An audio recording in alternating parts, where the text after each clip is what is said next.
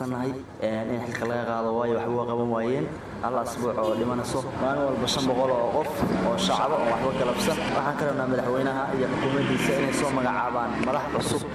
oo amniga wax ka qabata waxa ka fiican taliya in xilka laga qaado mid cusub la keeno in ciidanka la tayayo xaquuqdooda la siiyo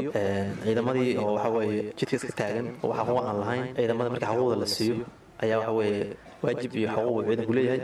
marka xaquuqda la siiyo waajibkooda ay gudan karaan oo waajibkooda ay gudanayaan nin baa hamba jidka la taagay oo ilmihiisa dawladda seexanayaan maxaa marka xilqaadidooda ku soo kordhaayay maxaa ka wanaagsanaanay hadda xilka hadii laga qaado ka imanaya ma dhaami doona weeye jawaabtu moogtahay yaa ka imanaya ma dhaami doona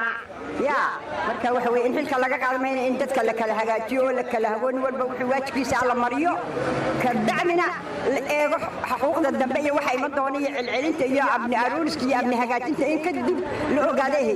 laakiin nin baahan oo gurigiisii banaanka ilmihii laga soo dhigay oo maxaa kula jidka taagan wixii doona ka fulay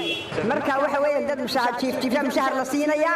dad guryahoodii jooga mushahar la siinaya nin lagu laabantiyo nin lagu fidsan tahayba ilmaha waxa wax abni garaynayaan oo wax baqtiyo dad nool ma marka waxa arkaan bay diiranayaan waxa arkaan bay sii deynayaan dadka xilka laga qaado waxa arkaan inay hada wax macno weyn saas soo siyaadinayn midka la keenana intuu la qabsanayaa waqtiga dhibaatada waxa weeye waxa guud ahaan looga hortago maskax furan iyo aqoon badan looga hortago taas ay ila muuqataa